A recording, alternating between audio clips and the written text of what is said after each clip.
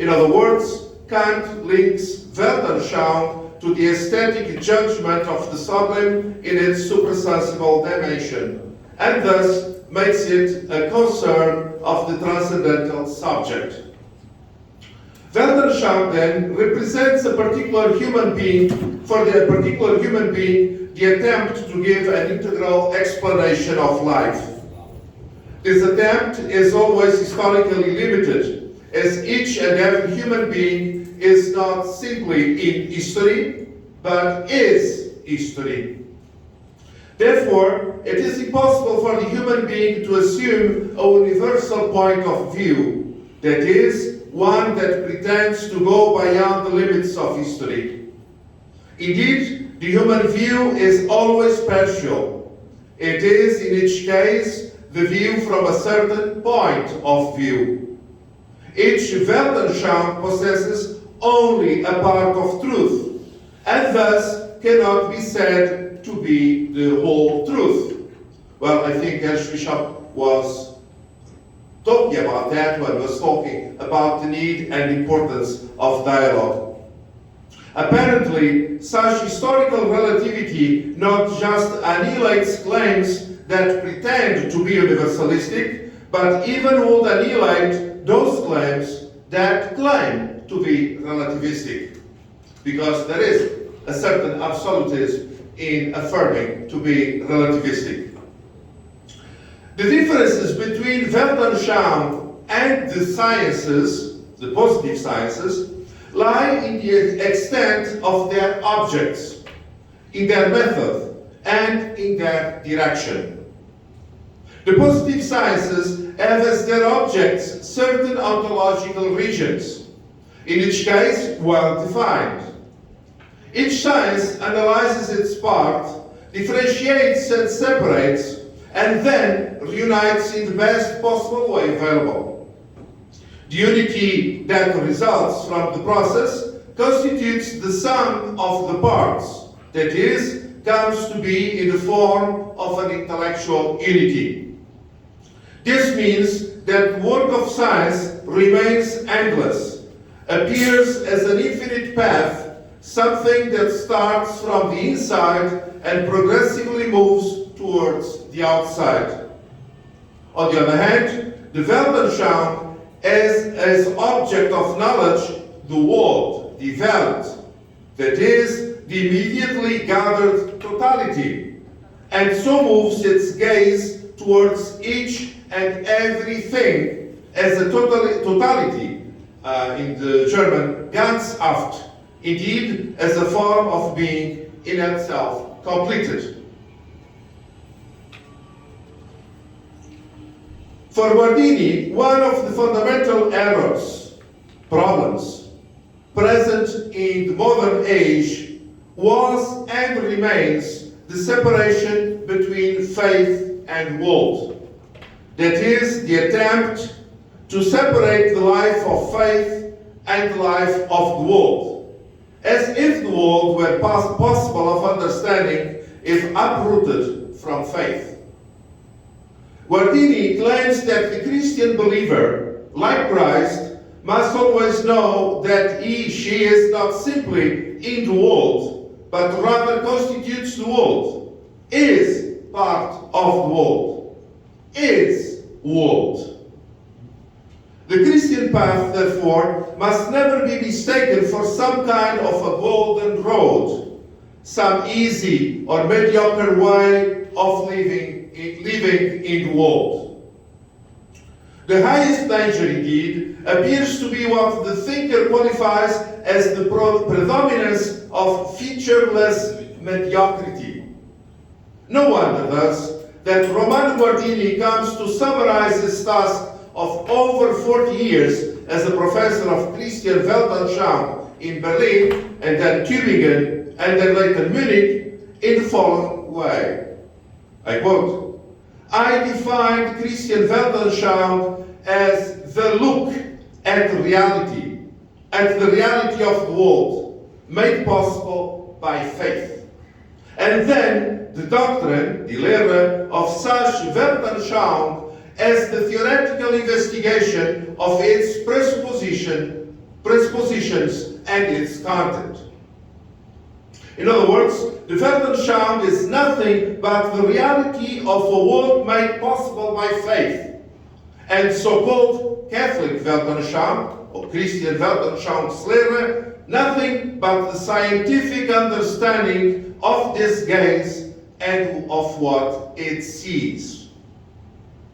Guardini held the chair in Berlin from 1923 to 1939, when it was suppressed by the Nazi government.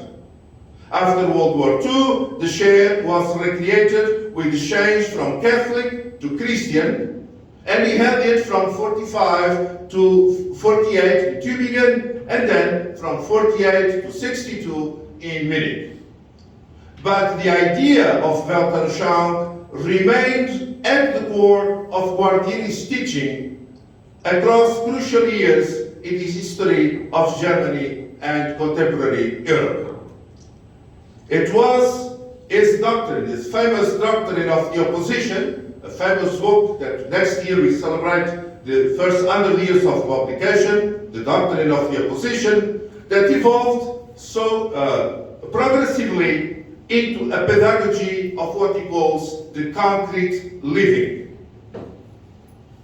The concept of Bildung was thus destined to remain central to the Guardinian project. Now, a few considerations of the condition of modern man. And I refer first to a book that he published in 1948 when he was starting his activity in Tübingen, and then to a book from 1951 precisely with the title of The Condition of Modern Man. In his analysis, Guardini draws particular attention to the consequences of man, but of course we understand man and woman, human being, declaring himself independent of God, a process that brings about a rebellion against God. According to his diagnosis, the sciences progress as a mechanical process dominated by the force of the problems posed. The same is true of technology and politics. So this is the topic, this opposition, Homo religiosus, Homo technicus, in my view, has to do with that. What kind of self-understanding of man are we dealing with? One that is centered in God, or one that is centered in man. The man that can do things, and hence the importance of the technological dimension. Technology is an anthropological paradigm, I would say. So it is always the human being that knows, creates, and dominates. But, says Guardini, it seems that in his acts, it is knowledge itself that knows. So the reverse of the subject of the action. It is domination that dominates. It's power that powers. It is construction that builds. It's not man that builds up, but it's building that builds. In other words, we are dealing here with a very important transition in the understanding of modernity, where the system takes over the action. The system acts, and the subject within the system is being acted upon. So I think this is one important aspect of what Guardini tries to explain in his diagnosis of the crisis of the modernity. For him, the question becomes pressing as we realize that the danger, or that we are incurring the danger of becoming, he says, less free, delivered more and more, or less directly to the scientific, to the technical, to the social process. Of course, it's not the only one. We need to be aware of the fact that, for example, Martin Heidegger, with whom, perhaps from a certain distance, he was in a constant dialogue in his analysis of the essence of technology when it defines technology in terms of the Gestalt analysis, puts on the table exactly the same problem. The system rules. The human being is being ruled by his own creation. And furthermore, it is no surprise that in 1948, in the aftermath of World War II, with this country, most of the German cities completely still destroyed, the rebuilding process was about to start. It's no surprise that Guardini tries to make aware, to develop this awareness that it is by allowing himself, man, to be consumed by his own work, that man finds himself in the situation of not finding, he says, his own soul. And I think the situation of war is precisely what it represents.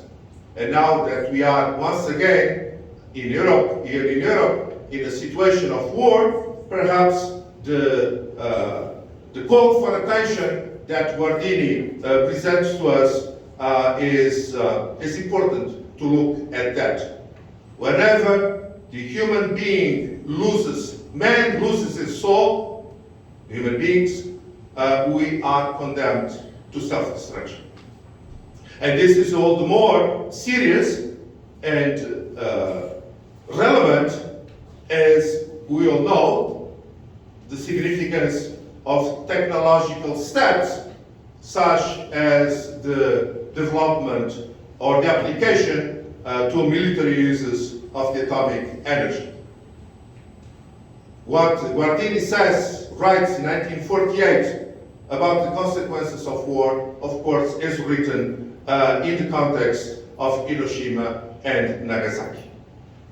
So for him then, the issue of technology represents something of great importance. However, the question of technology cannot be separated from the issue of power. What does it mean? For him, power appears as everywhere in inexorable ascent. So this is a growing phenomenon. Now, power is increasing. It could be said that only now in our age, in our time, power is entering its critical stage. What I said before about the atomic bomb, the application of the atomic, the fission of the atom to military uses is a paradigm. This is something that never was there before in the entire history of humanity. And it is the total complete ability of man to destroy himself and to destroy the world in ways that would be irremediable. So proper to our time is that the dynamics of time is in its essence no longer direct towards an increase of power as such. That was the vision of the modern age, the belief that every increase in knowledge or technical power was in and of itself a complete gain. This is the illusion of modernity, of enlightenment. That the increase of power always meant progress towards a more decisive fulfillment in the quest for meaning and an increase in the intrinsic value of existence. That was the belief. That is the faith of enlightenment. And now we see that the result is not that. Because power, the accumulation of power, transforms itself into the destruction of power as an instrument of freedom. So what is power? One can speak of power before the forces of nature. This is a typical question that Guardini asks. Is a hurricane a manifestation of power? Can we say that a plague is power? Well, he says no. A natural thing, like a plague, is energy, but is no power. Energy becomes power only when a consciousness recognizes it as a decision-making ability over it and directs it to a certain goal. I mean, a state can use a plague to achieve power, but the plague by itself has no power. So it is important in this sense to make the distinction between the energy, I mean between force, the concept of force, and the concept of power, because ultimately for Guardini the problem, the true theological problem of power is when power becomes demonic, is when power becomes one instrument of evil, of intentional evil. The plague is no evil, but we can make it to become evil. So this distinction appears to me as rather important because we can say that to the definition of power belongs the concept of meaning. Power is not separable from meaning, and therefore is inseparable from freedom. Now, what can we say about technology in this context? And by in saying that, I call attention to the fact that technology in this concept always appears strongly, deeply associated with scientific progress, and this is obvious to all of us. Now, what does science? Science is the rational grasp of the real, and technology is the epitome of the arrangements of effects made possible by science. So this is what makes technology, transforms technology into a power, because it puts the achievements, the theoretical achievements of science at the service of human intentions, of human intentionality. Now, the typical intentionality of the modern man, as Guardini repeats, is dominion, is to achieve dominion and control over nature and over the other human being. And this is how he comes to develop something that I find particularly interesting, as entire analysis of the concept of the machine. The machine as a tool means the reinforcement of the natural efficiency of the human, as he says, limbs and organs. The first forms of the machine might still be mistaken for such a tool. The simple machines that we, even as knew in our villages,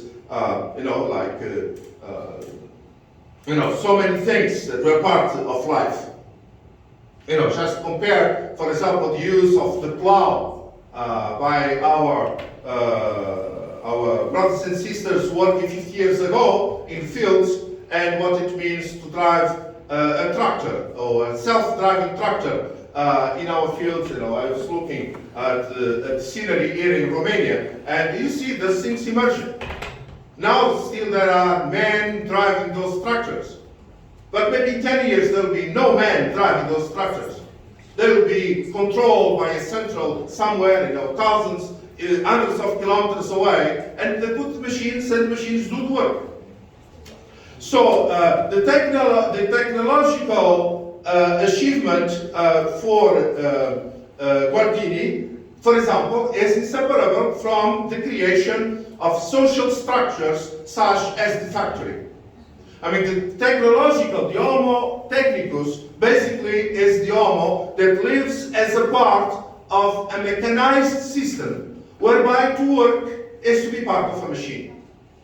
And practically, we can even, what are the things that we can do now in our days, from simple things like cooking, without using sophisticated machinery. So the mechanical process takes over the entire process of relating putting man and nature in relation. So I have no time, I cannot go into interesting aspects of this. If you are interested, you can look at a text from before the war, from 1927, a series of letters that Guardini wrote to a friend when he was coming down from Germany to visit his native Italy, northern Italy. And in these 7 or 8 letters, it's amazing to see how he expresses deep thoughts about what he sees happening in front of his eyes. I mean, the development of the road system, the development of the system, ways of communication, as I mentioned, the very observation about the way people work in the fields, and all that made him realize that Homo technicus is an anthropological category. So he develops an entire phenomenology of this kind of man and what it means for the future of man. And it is interesting to see that for Guardini, the problem is not the abandonment. The call is not the abandonment of technology, but he says what we need is more technology. And this is what we are achieving now. I mean, now, as we enter the age of artificial intelligence, the self-regulating systems, machines that are autonomous, even in the process of war, I mean, it's one of the big problems of our time is becoming this. The automated systems that go out and kill. Pope Francis, the other day, in the G7 meeting, called the leaders of the world, look, this is a most serious matter. A machine should not be allowed to decide about the life of a human being. But this is where we are. Now, as we speak, how many decisions not far away from here are being taken by a growing process of application of artificial intelligence to the work process. So we don't need, it says, less technology, but better technology. And what it means to have better technology, well, I think the idea is we need a technology that is more human, not less human. A technology that takes care of the condition of being human. And the condition of being human is an instance of freedom and responsibility. So this is the only way forward that we can see in front of our eyes. Now, how do we achieve that for Guardini? Just 1 minute. Well, we achieve that if we develop the process of education, what he calls the Bildung.